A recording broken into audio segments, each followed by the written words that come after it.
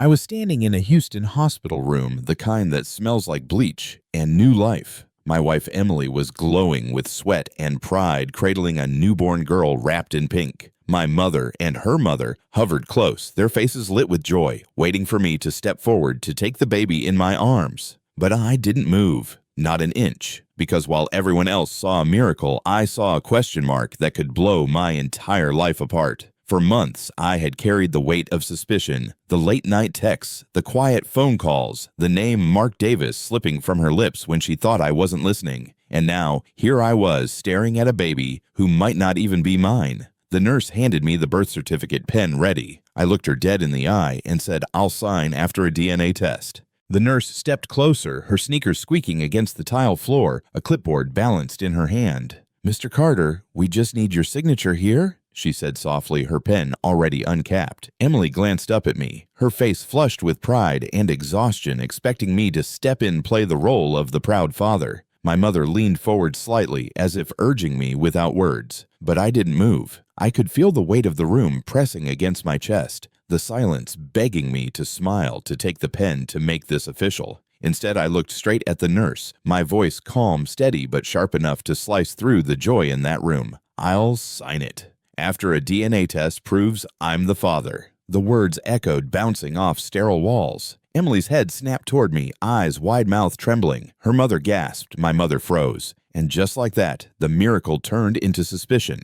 The silence hit harder than any scream could have. Emily's eyes flew open, the color draining from her face as if my words had stolen the air from her lungs. The baby stirred against her chest, sensing her sudden tension. "Patty." Her mother clutched her pearls like a scene straight out of a Southern church service, her mouth forming a trembling, "Oh my God." My mother, Maggie, didn't say a word. She just stared at me, her lips pressed tight, her gaze sharp enough to cut. For a moment, the only sound in that hospital room was the steady beep of the monitor and the faint hiss of the air vent overhead. The joy, the glow, the warmth, all of it evaporated in an instant. No laughter, no cooing over the baby, just eyes locked on me like I had just detonated a bomb. I stood my ground, jaw tight, refusing to flinch. I wasn't there to play father. I was there for the truth. Emily's head snapped toward me, her eyes wide and burning. The newborn pressed tighter against her chest, as if she could shield herself with the child. "How dare you!" she hissed, her voice hoarse but rising fast, echoing off the sterile walls. "Are you accusing me of cheating here now, in front of everyone?" Her words shook a mix of rage and disbelief, but I didn't flinch. Patty rushed forward, her hand half raised as if to quiet me, while Maggie's lips parted, searching for the right words. I held my ground, shoulders squared, my voice calm, deliberate, stripped of any hesitation. "No," I said, my eyes locked on Emily's. "I'm not accusing you." I let the pause hang, the silence stretching so tight you could hear the nurse's breath catch. Then I delivered the blade. "I'm sure you cheated." The words didn't explode. They cut slow, precise, and fatal. The room gasped, but I didn't blink. I took a slow step closer, my shoes clicking against the linoleum, never breaking eye contact with Emily. Her lips quivered, but no sound came out. Patty hovered beside her, whispering her name like a prayer, while Maggie's eyes narrowed at me, silently pleading for me to stop. I didn't. My voice came out low, steady, the kind of tone that doesn't need volume to strike hard. "Should I call Mark Davis?"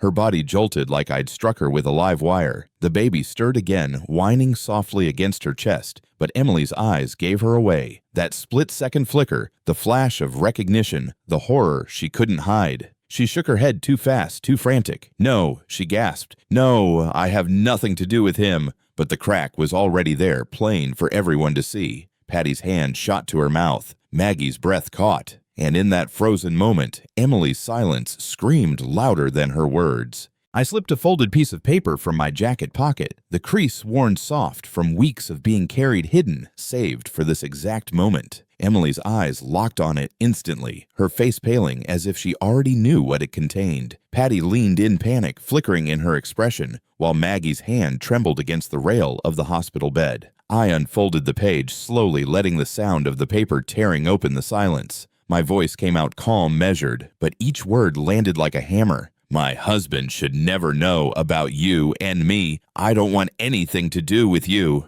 The room went hollow. Emily's mouth fell open, a strangled sound caught in her throat. The nurse froze at the doorway, eyes wide. I held the page between my fingers like a verdict. "That's your handwriting, Emily. Your words." To Mark Davis. And in that instant, denial had nowhere left to hide. Emily's grip on the baby tightened until her knuckles turned white. Her chest rose and fell in sharp, uneven breaths. And then the tears came silent at first, sliding down her cheeks as her lips trembled. He said. Her voice was thin, almost broken, barely carrying across the sterile room. She swallowed hard, staring down at the tiny bundle in her arms, as if the infant could shield her from the truth. "He said no one will ever know." Patty gasped, shaking her head in disbelief, while Maggie's face went pale, her hand covering her mouth. The nurse shifted uncomfortably at the door, as though she'd walked into a tragedy she had no right to witness. Emily sobbed harder, the words spilling like a confession she couldn't stop. Her tears dampened the baby's blanket as she shook under the weight of her own admission. I didn't move, didn't speak. I let her crumble because in that broken whisper, she had told us everything. I let the silence linger her sobs, filling the space where lies used to live. Then I stepped forward, my voice low but unshakable, slicing through the chaos. "Enough," I said. "No more tears, no more excuses. I don't care about your stories. I don't care about what you think I should feel. I want the truth. All of it. Right here, right now." Emily's head jerked up, eyes red and swollen, her mouth opening as if to protest. I raised my hand, stopping her cold. "Don't spin this. Don't hide behind pity. Don't use that baby as your shield, because this isn't about comfort. It's about truth. And I won't settle for anything less." Patty clutched the bedrail, whispering Emily's name, begging me to stop. Maggie stood frozen, torn between mother and son. But I didn't waver. My eyes stayed locked on Emily. "So tell me," I said, each word deliberate, final. "Is that child mine? Or his?" I straightened my shoulders, every muscle in my body tight with control. Emily shook her head, whispering, "Please, Jason, don't do this, not now." Her tears blurred her face, but I didn't soften. My voice came out steady, colder than the air conditioning humming above us. "I'm done pretending. When that DNA test comes back, there's no gray area. If the child is mine, I'll be his father. I'll give him my name, my protection, everything a son deserves. But if he's not..." I paused, letting the weight of the words crush the room. "Then this marriage is finished. No second chances, no counseling, no miracle speeches. Done." Patty gasped, covering her mouth as if my words were too sharp to hear. Maggie's eyes glistened, torn between anger and fear for me. Emily clutched the baby tighter, rocking slightly as if motion could erase the truth. But nothing could. I had drawn the line, and there was no going back. Patty stepped closer, her hands trembling as she reached toward me, like she could pull the words back into my mouth. "Jason, please," she begged, her voice cracking. "Don't do this here, not in front of the baby. Think of Emily. Think of her recovery. Think of your son." Her desperation spilled out heavy and frantic. "Maggie." My mother finally broke her silence, her tone sharp but pleading. "Jason, you're humiliating your wife. You're humiliating all of us. Let this go. Take her home. We'll work it out as a family." I shook my head slowly, steady as stone. "No, I'm done covering lies with family dinners and fake smiles. I won't live in a house built on betrayal. If this baby is mine, I'll be his father. But if he isn't, Emily walks out of my life, and nothing you say will change that." The two women froze their pleas, silenced. I had drawn my boundary, and I wasn't stepping back. Maggie's voice softened, almost breaking. "Jason, don't throw everything away. Go to counseling. Sit with a therapist. Work through this. You can rebuild." Her eyes glistened, searching my face for the boy she once raised, not the man standing before her now. I let out a dry laugh, shaking my head. "Counseling? You mean sit in some office while a stranger tells me why my wife spread her legs for another man? You want me to listen to excuses about how I didn't fulfill her needs? And then what? Pretend her betrayal reignited our love? Pretend I should be grateful for the lesson?" Emily sobbed harder, clutching the baby like a shield. Patty whispered her daughter's name, desperate to hold her together. I leaned forward, my voice dropping low, cutting the air clean. "Let me make this simple. I won't be a cuck. Not for her, not for anyone. This marriage dies the second the test proves what I already know." Emily's sobs shook the room, her voice cracking between words. "Jason, please, we can fix this. Don't say things you can't take back. Let me come home. Let me prove. Her words collapsed under the weight of her own desperation. I straightened my eyes, narrowing. There is no home for you to return to, I said flatly. When you leave this hospital, you're not walking back into my house. Not for a night. Not for an hour.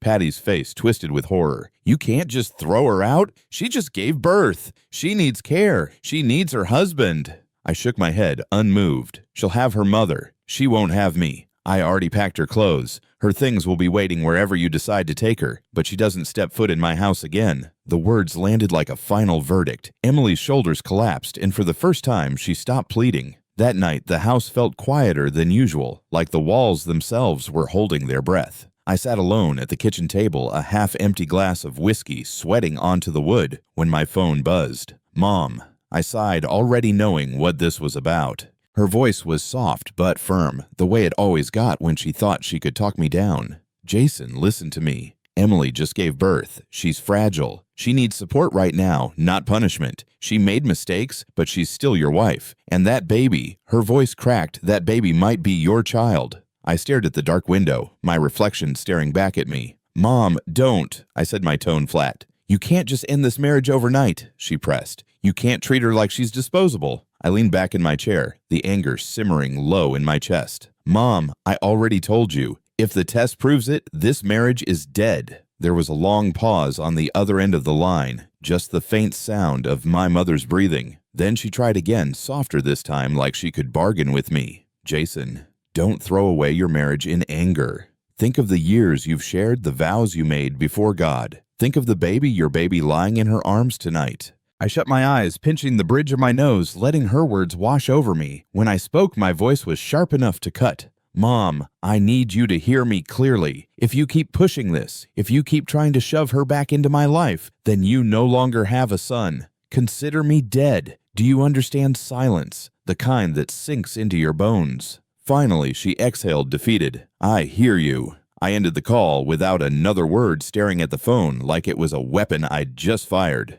2 days later, I sat across from my attorney in a glass-walled office downtown, the Houston skyline glinting behind him. The paperwork was stacked neatly on the table, each page a nail in the coffin, not of a marriage I no longer recognized. Ron slid the final document toward me, his voice steady. We'll file under adultery. With the evidence you have, it won't be contested for long. Assets will freeze until division. I signed my name with a calm hand. No hesitation. The joint account was already split. My share transferred into a separate account. Hers left untouched. Credit cards canceled, passwords, changed investments, locked down. I wasn't about to let her betrayal cost me more than it already had. As Ron gathered the papers, he gave me a nod. You're making the right move. I leaned back in the chair, exhaling slow. It didn't feel like victory. It felt like cutting off a limb to save the body. That evening, my phone buzzed again. Mom.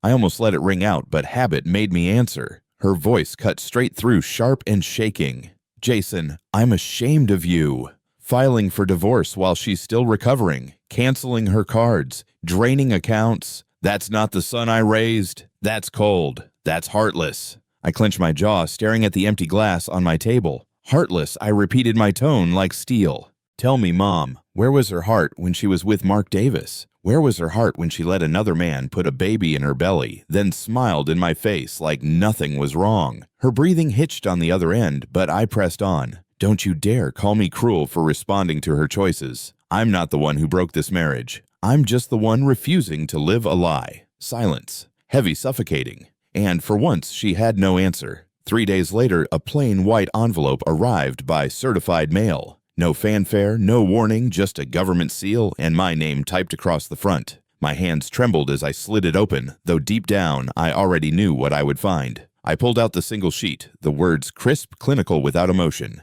Probability of paternity or percent. I read it twice, then a third time, as if the letters might shift and rewrite themselves into mercy. But they didn't. Not the father. The phrase burned into me, final and absolute. For a moment, the world went quiet. The hum of the refrigerator, the distant traffic, even my own breathing seemed to vanish. I sat at my kitchen table, the page dangling from my fingers, and felt nothing. No relief, no triumph, just finality. The last piece of doubt torn away, leaving only cold truth. I folded the paper neatly, slid it back into the envelope, and reached for my keys. Patty opened the front door before I could even knock twice, her eyes rimmed red, her face lined with sleepless nights. Emily lingered behind her in the hallway, clutching the baby like a shield. My mother sat stiffly on the couch, as if she'd been waiting for a verdict she prayed would clear the slate. Without a word, I stepped inside and pulled the envelope from my jacket. Patty's gaze fixed on it instantly, her lips parting as if she already knew. I held it out my hand, steady. "Read it," I said, my voice low but firm. Her fingers trembled as she took the paper, unfolding it with the care of someone who feared the truth written inside. The silence pressed down heavier with every second, Emily's breath sharp and uneven behind her. Finally, Patty's eyes scanned the lines, her face crumpling as she whispered the words aloud. "Probability of paternity, %." The sound of it echoed like a gavel strike. Patty's voice cracked as the words left her lips. "Probability of paternity, 0%. The paper slipped slightly in her trembling hands, and she pressed her palm to her forehead, as though the truth itself was too heavy to hold. Behind her, Emily staggered back a step, clutching the baby tighter. Her knees buckled, and she sank into the arm of a chair, her sobs bursting out raw and jagged. "No, no, this can't be," she cried, rocking the child in a frantic rhythm that only made the room feel more unstable. Maggie sat frozen, her face drained, her hands clenched together as though praying for a miracle that would never come. The silence in the room was suffocating, broken only by Emily's choking sobs and the faint whimper of the baby, stirred by her mother's despair.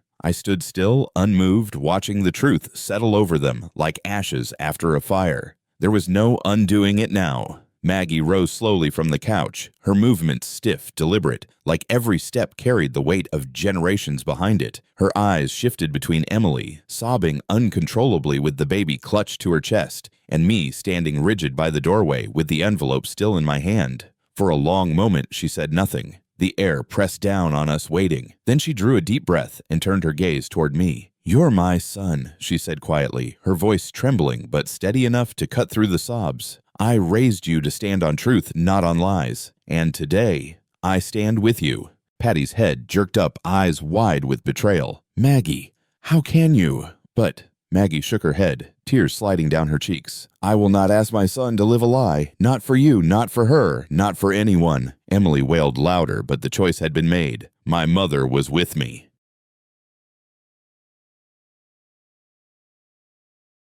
That night, long after the chaos at Patty's house, I sat in my living room with the lights off, nursing the silence like it was the only company I could stand. A soft knock came at the door. I opened it to find my mother standing there, shoulders hunched, her face pale and lined with guilt. She stepped inside without a word, set her purse down, and finally met my eyes. "Jason," she whispered, her voice breaking. "I was wrong." She clasped her hands together, shaking slightly. "I defended her when I should have defended you. I let friendship blind me. I doubted my own son. I studied her, the same woman who had raised me to believe in honor and strength." For the first time, she looked fragile. "Mom," I said quietly, "you didn't want to see it. I get that. But the truth doesn't care about loyalty." Her tears spilled then, and she nodded. "I'm sorry, son. Please forgive me." We sat in silence for a while, the hum of the refrigerator the only sound between us. Then, almost absent-mindedly, my mother murmured, "Semper Fi." The words were low, a whisper meant more for herself than me, but I caught them. My brow furrowed.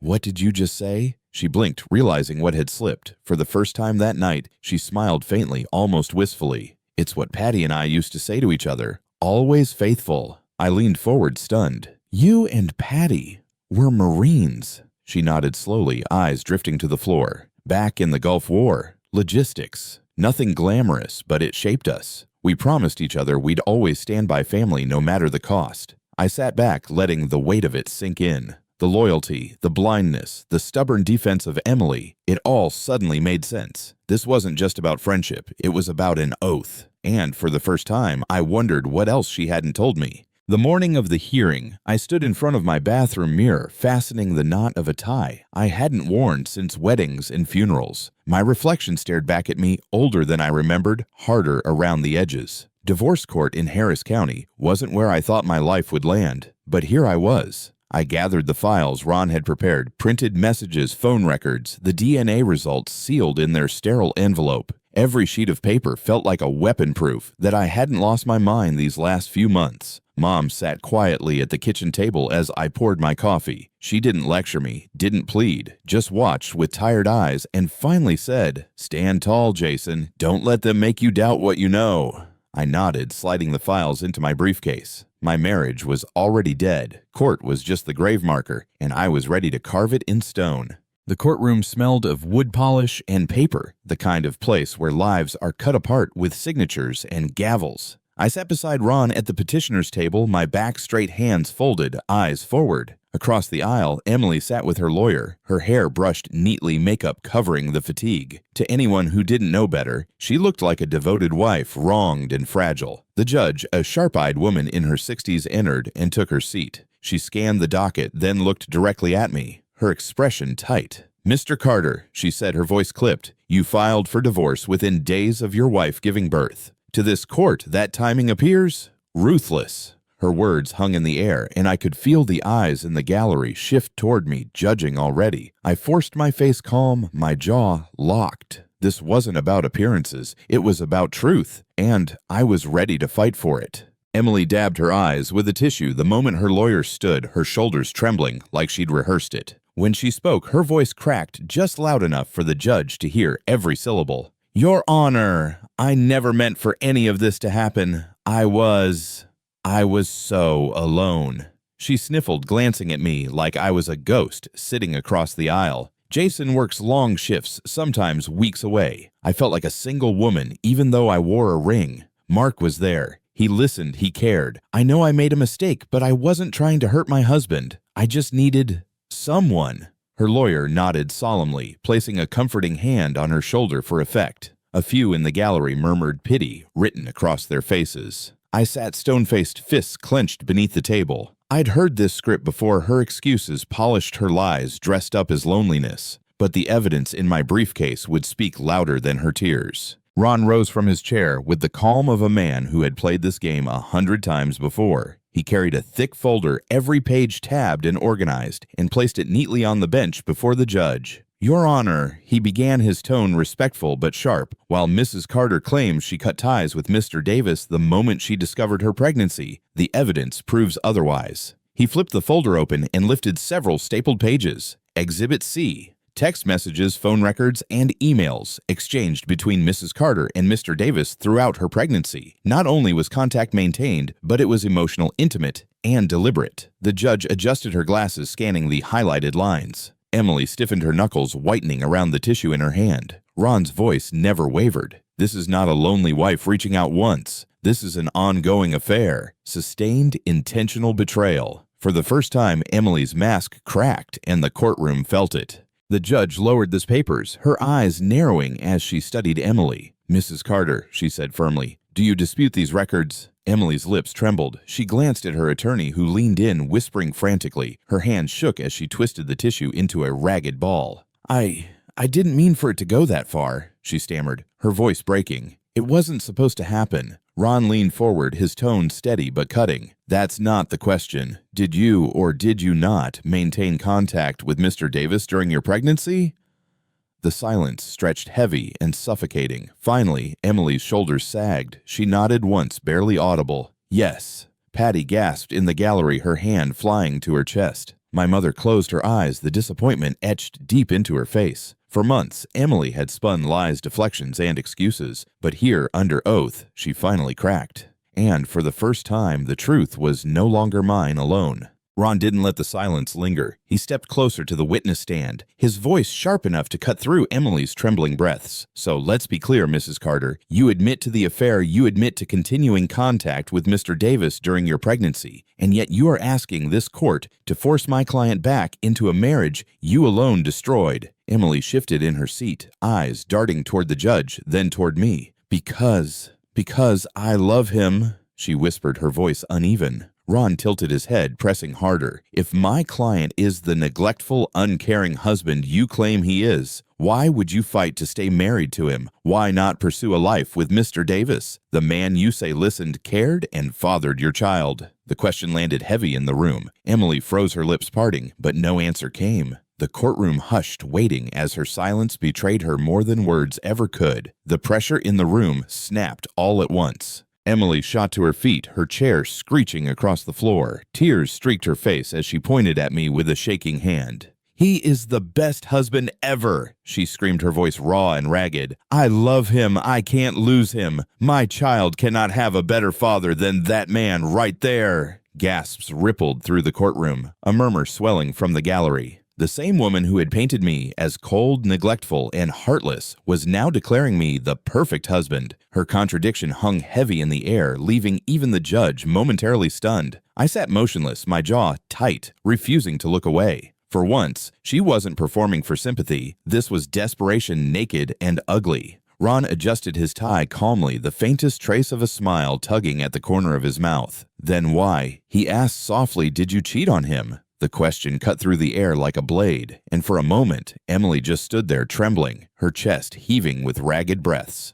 Then it burst out of her wild and broken. "I was just horny," she shouted, her voice cracking on the last word. The courtroom froze. A stunned silence fell so heavy you could hear the scratch of the stenographer's pen stop mid-stroke. The judge's brows shot up her mouth, tightening into a thin line of disbelief. Gasps rippled through the gallery, a mix of shock, disgust, and pity. Even her own attorney buried his face in his hands. Emily collapsed back into her chair, sobbing uncontrollably, now burying her face in her palms as if she could hide from the words she had just screamed. I didn't flinch. I sat there steady, letting the weight of her confession hang in the air. For once, it wasn't me against her lies. It was her against her own truth. The judge's gavel cracked down like a rifle shot, jolting the room out of its stunned silence. "That's enough," she barked, her voice sharp with authority. "Court will recess until further notice." Her eyes cut through Emily, still collapsed in her chair, then flicked toward me with something between pity and disapproval.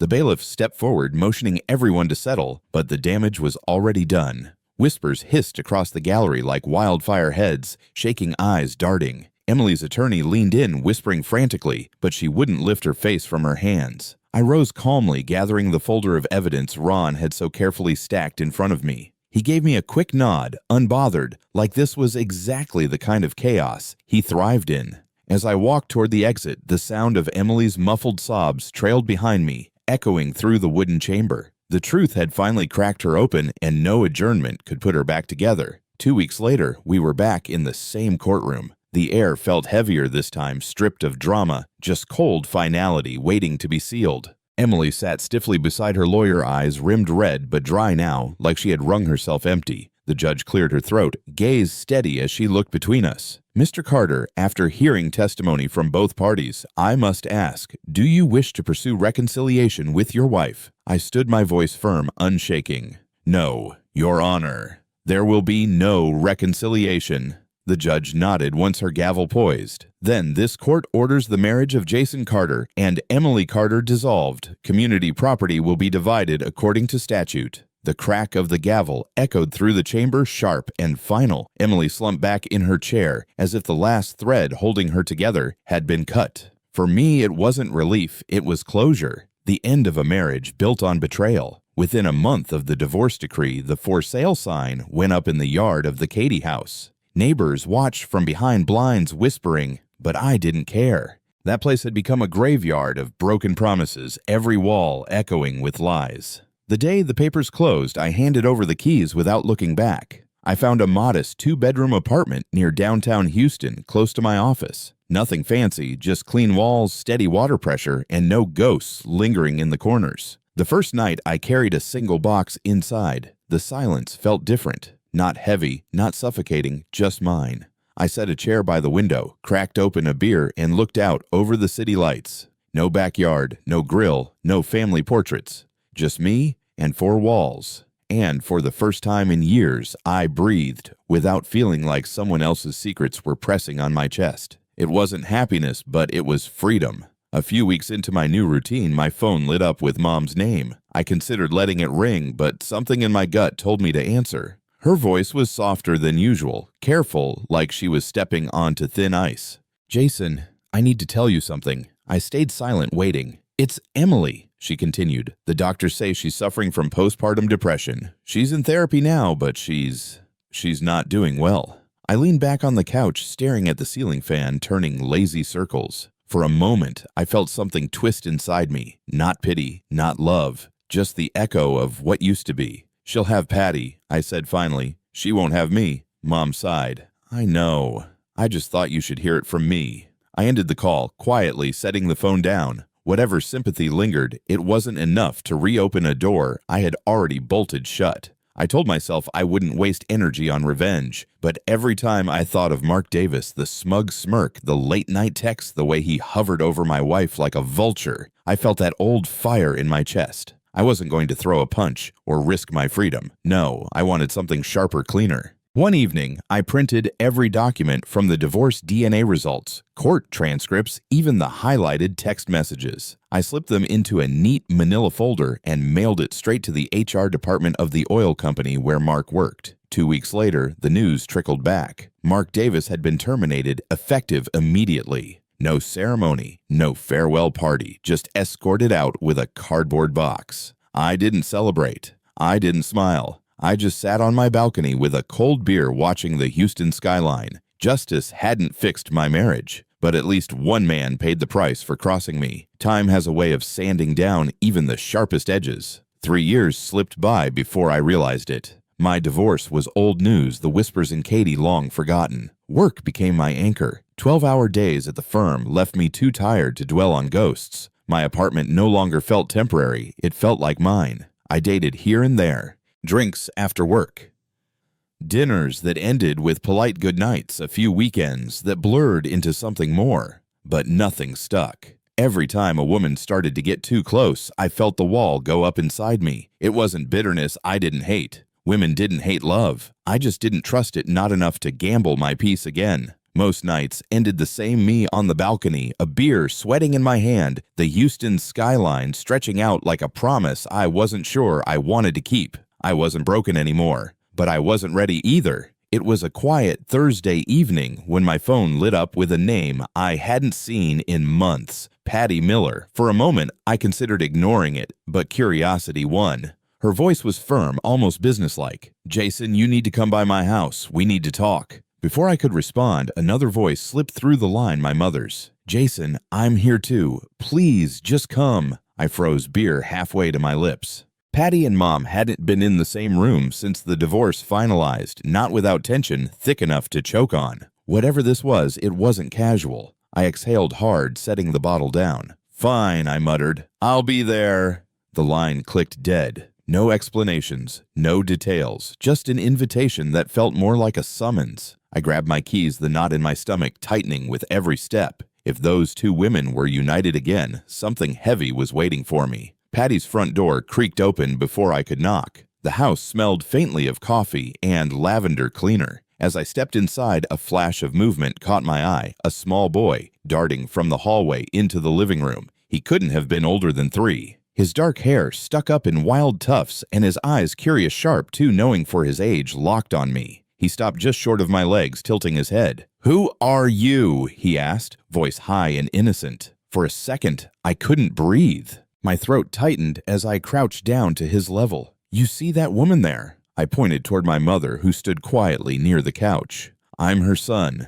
The boy blinked, processing, then nodded with solemn acceptance. "Oh, you're her son." He gave me a tiny smile before running back toward his toys, as if nothing had changed. But for me, everything had. Patty waited until Tim had disappeared down the hallway before she spoke. Her hands were clasped tight in front of her, the knuckles pale. "Jason," she said carefully, her eyes fixed on mine. "There's something you need to know about Emily." My chest tightened. For years, her name had been nothing but an echo of betrayal. Still hearing it spoken that way made the room feel smaller. Patty drew in a slow breath, her lips pressing together before she let it out. "She's gone.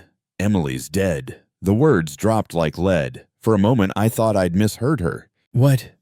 "She died last week," Patty continued, her voice flat, almost rehearsed. "In Florida." The air seemed to drain from my lungs. My mind scrambled for a reaction. Grief, anger, relief. But all I felt was disbelief, raw and empty. Emily, the woman who shattered my life, was gone. Just like that.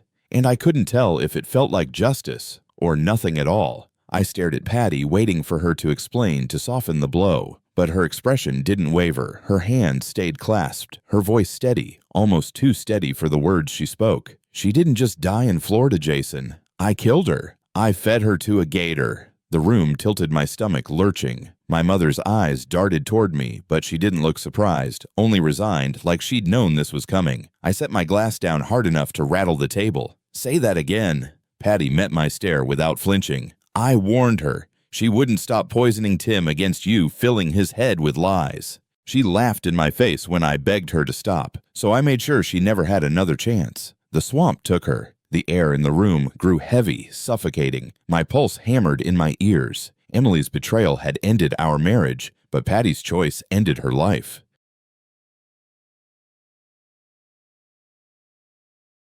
Before I could even process Patty's words, my mother's voice cut through the silence, calm but weighted. There's more, Jason. She leaned forward in her chair, her eyes locked on mine, steady and unblinking. Mark Davis is dead too. The name hit like a punch to the ribs. My jaw clenched. What do you mean dead? Mom didn't blink. Car accident. Drove off a bridge last month. She paused, her tone lowering. It wasn't an accident. Patty nodded faintly, her lips tightening. The air seemed to thicken, every breath harder to take. I stared at them both, my heart pounding like a war drum.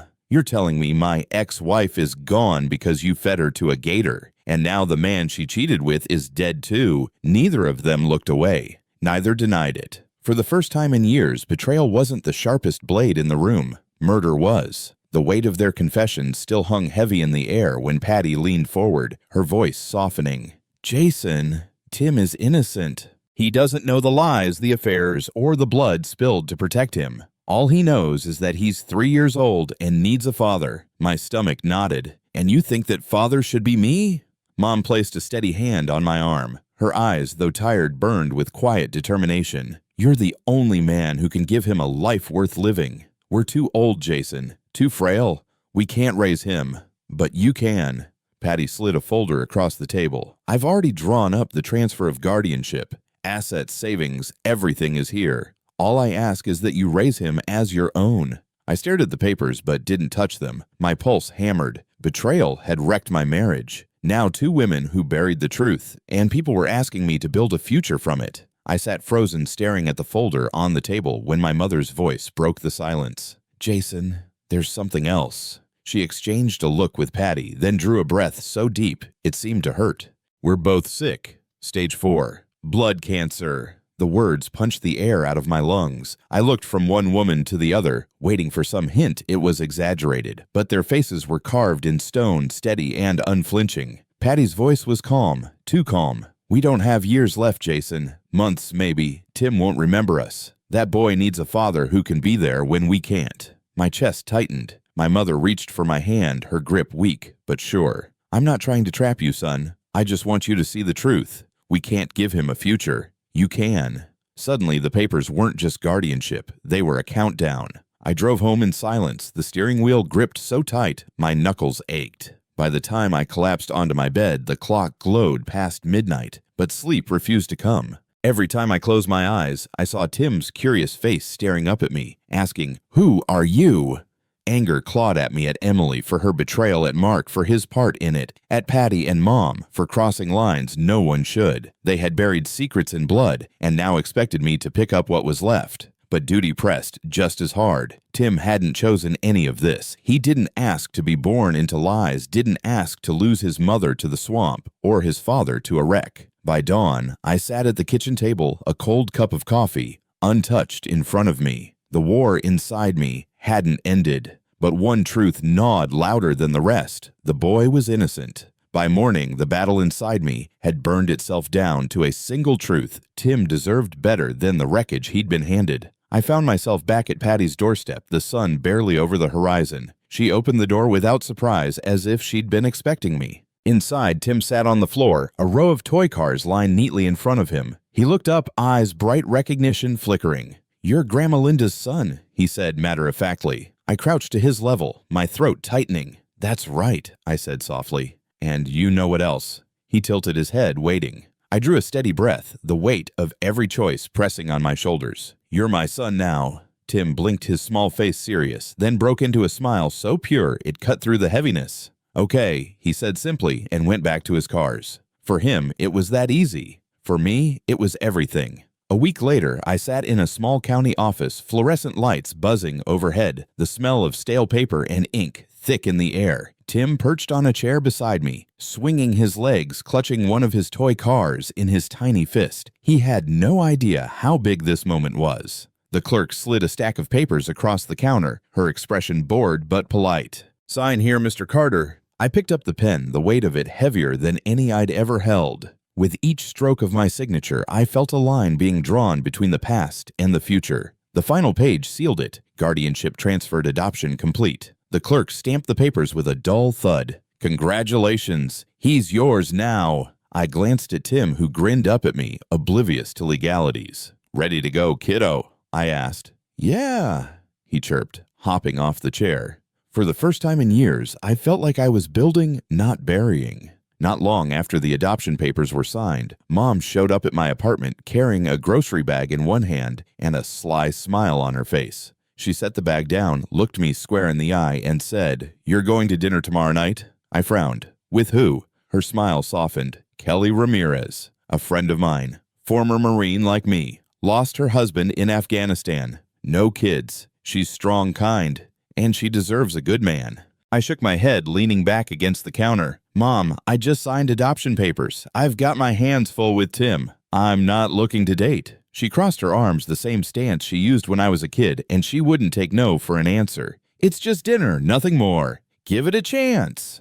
I sighed, rubbing the back of my neck. She'd already made up her mind, and something told me saying no wasn't an option. I walked into the little Tex-Mex place on Westheimer, expecting an awkward hour and a polite goodbye. Instead, the moment Kelly stood to greet me, something shifted. She wasn't flashy jeans, a simple blouse, her dark hair tied back, but her eyes carried a strength I recognized immediately. "Jason," she said, shaking my hand firmly, her grip solid. "Linda's told me too much about you already." I chuckled despite myself. "That sounds dangerous." We sat ordered, and before the queso even hit the table, we were talking like old friends. She told me about the Marines, about her late husband, about the silence of coming home to an empty house. I found myself opening up too, about Tim, about betrayal, about rebuilding from the rubble. The hours slipped by unnoticed. When the check came, I realized I didn't want the night to end. For the first time in years, sitting across from someone didn't feel like pressure. It felt like possibility. 6 months later, I stood in a small chapel just outside Houston, the scent of fresh flowers filling the air, sunlight streaming through stained glass. Kelly walked toward me in a simple white dress, no veil, no theatrics, just her steady and beautiful, carrying herself with the quiet dignity of someone who had seen both war and loss. Tim, in a tiny suit, fidgeted beside my mother, who dabbed her eyes with a handkerchief she pretended not to need. Patty, frail but smiling, sat in the front pew, her hands clasped tight, as if holding on to the moment itself. When Kelly reached me, she took my hands, her touch grounding me. The officiant's words blurred together, but the vows, our vows, rang clear. "I do."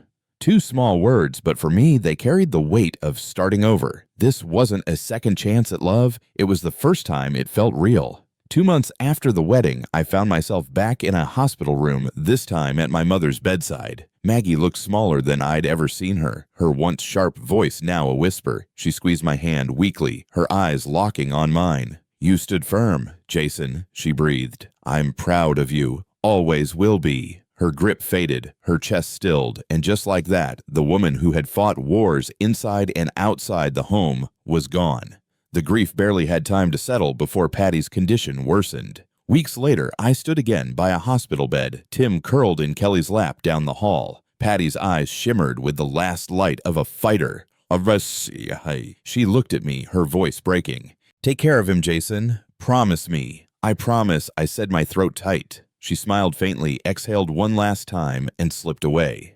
Within months, the 2 women who had carried so much truth, lies, and blood were both gone. It was a quiet Sunday morning when Kelly walked into the kitchen, her smile soft, but carrying a secret. She set a small white box on the table in front of me. I opened it and froze. The pregnancy test inside spoke louder than any words could. I looked up at her, searching her face. "Are you sure?" She nodded, her eyes bright. "I saw the doctor yesterday. Jason, we're going to have a baby." For a moment, I couldn't speak. The weight of years, the betrayal, the divorce, the courtroom battles, the funerals, all of it pressed against me. And then, for the first time in a long time, it lifted. Tim barreled into the kitchen, dragging his toy car across the floor. Kelly scooped him up, kissed his cheek, then placed his small hand on her stomach. "You're going to be a big brother," she whispered. And just like that, I realized after years of ashes, a new family was finally rising. After Kelly's announcement, life finally felt steady. But grief has a way of circling back. One Saturday, I drove to Mom's old house to start clearing it out. The place smelled of dust, old books, and the faint lavender candles she always burned. Every drawer I opened carried a memory holiday cards, faded photos, medals from her service days. On her nightstand beneath a stack of folded linens, I found a small leather-bound diary, edges worn, the pages yellowed with time. I thumbed through carefully, not sure if I had the right to peek inside.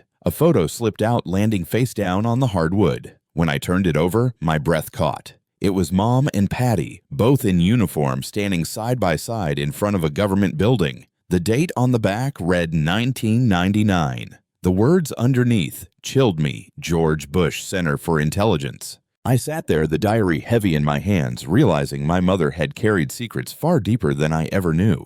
I turned the photo over in my hands again, making sure I hadn't misread. George Bush Center for Intelligence, CIA headquarters in Langley. And there they were, Mom and Patty, not just Marines, but standing on the front steps of the most secretive building in the country. In the picture, Maggie's expression was sharp, almost defiant. Her uniform crisp, her posture squared like she carried the weight of the world on her shoulders. Beside her, Patty stood just as straight, her face unreadable, lips pressed into a line that looked more like resolve than a smile. It wasn't the kind of photo you keep by accident. It was deliberate, hidden away in the pages of a diary, as if she wanted me to find it someday. I set it on the nightstand, staring at their younger faces. For years, I thought my mother's biggest secret was standing by Emily. Now I realized she had been carrying far heavier truths that had nothing to do with me. I opened the diary with hands that trembled more than I wanted to admit. The handwriting was neat, deliberate, every letter pressed with discipline. The first pages looked like ordinary reflections, training schedules, long nights on base notes about deployments.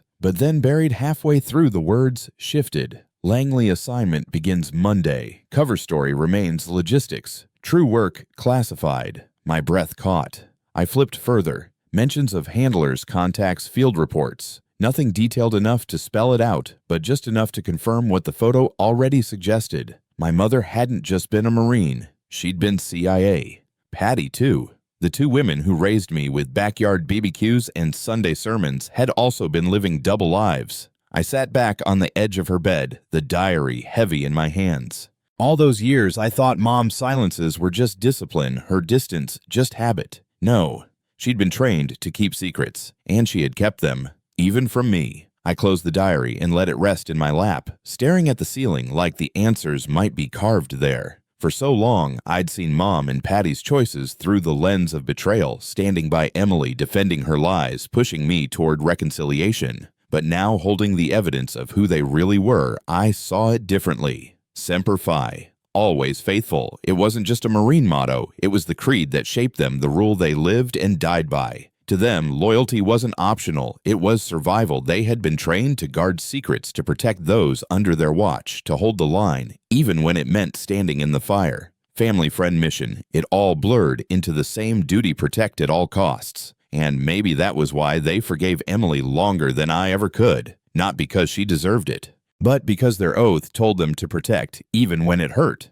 I closed the diary gently and slid it back into the drawer, leaving the past where it belonged. Whatever missions, whatever secrets Mom and Patty had carried, they were gone now. The burden left behind wasn't theirs anymore. It was mine. I drove home, the weight of the pages still heavy in my chest. But when I walked through the door and heard Tim's laughter echoing from the living room, clarity hit me like a clean breath of air. He was sprawled on the carpet with his toy cars, Kelly sitting beside him with that patient smile that steadied me. This was my mission now. not chasing ghosts, not dwelling on betrayals or secrets I couldn't change. My job was raising this boy into a man who never doubted his worth, to give him the family I once thought was impossible, honest, steady, unshakable. For the first time in years, I wasn't rebuilding out of ashes. I was building something new, and it was mine to protect. One evening, after Tim had finally fallen asleep and Kelly was reading quietly on the couch, I stepped out onto the balcony. The Houston skyline shimmered in the distance, the sky bleeding into shades of orange and deep purple as the Texas sun sank low.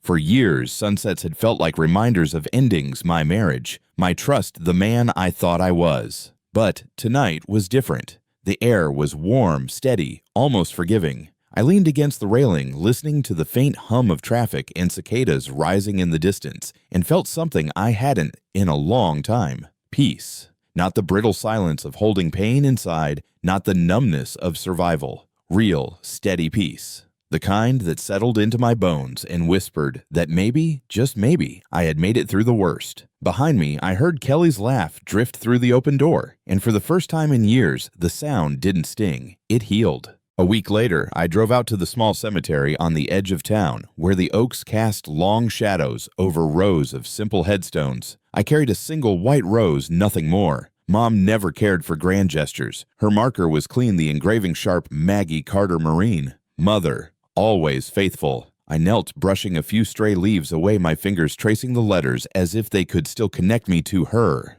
For years, I'd been angry at her. Angry for doubting me, for defending Emily, for pushing me toward a life built on lies. But now, holding Tim's future in my hands, I understood. She wasn't trying to weaken me. She was teaching me what loyalty costs. I set the rose gently at the base of the stone, my throat tightening. Semper Fi, Mom. I whispered the words, catching in the wind. For the first time, I wasn't questioning her choices. I was honoring them. Back home, I opened the drawer where I had tucked away Mom's diary. The leather cover was worn, its pages carrying more secrets than I could ever tell. I held it for a long while, the weight of her life pressing against my palms. Tim was asleep in the next room, curled up with his blanket, the rise and fall of his chest, steady and calm. He didn't know the lies that had brought him into this world, or the blood that had been spilled to protect him. And he didn't need to. Not yet. I slid the diary into a lockbox, set the key inside an envelope, and wrote one line across it in black ink. For Tim, open on your 18th birthday. One day he'd be old enough to understand who his grandmother really was and the choices she made. Until then, the truth could wait. For now, his only burden should be being a child. Years ago, I thought betrayal had destroyed me. I thought Emily's lies, Mark's shadow, and the weight of family secrets would bury me for good. But as I sit here now, Tim asleep in the next room, Kelly humming softly as she folds laundry, I see it clearly. I didn't lose everything. I gained clarity. I gained freedom. I gained the chance to rebuild, not from what was taken, but from what remained. A son who calls me dad, a wife who understands me without pretense, a future not haunted by lies, but strengthened by truth. The scars are still there, but they don't define me. They remind me that I survived. I'm not the man who lost it all. I'm the man who built again. If you've ever carried that weight, if you've ever clawed your way back to peace, then you know.